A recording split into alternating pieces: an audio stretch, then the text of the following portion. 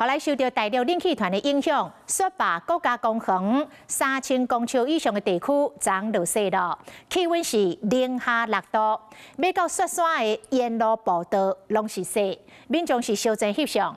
气象署讲，后日拜四开始，全台湾的水汽会阁增加，阁搭配着冷空气流南，这个高山地区会阁来落雪。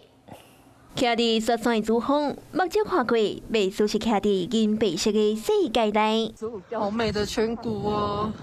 受到大陆冷气团影响，暂伫雪霸国家公园内3000公尺以上的地区都已经落雪。深夜气温是零下6度左右，附近已经出现积雪。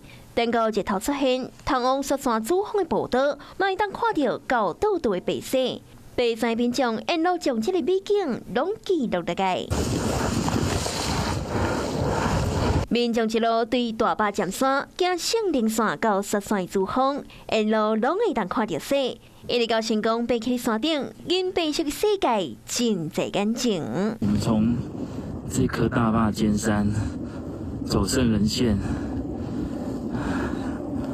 一路走到雪山主峰，终于完成了。 除了雪山主峰积雪，某民众将乌心林步道结冰的景象翕落来。山边水流因为低温结冻变冰条，哇，变成冰柱了。另外，伫南投真爱乡的清境农场，同款受到冷气团的影响，早起6、7点气温干那3度，停车场轿车车顶的挡风玻璃拢结霜。伫农场卖当看到山中云海。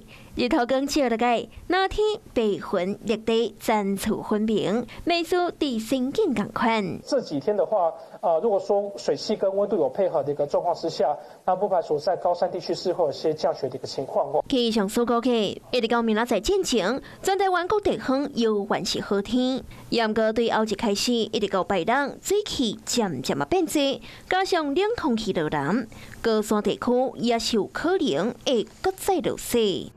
Hello， 我是郑雅芳。想要抢先掌握最及时的新闻资讯吗？赶快订阅、按赞、开启小铃铛，锁定华视新闻 YouTube 频道。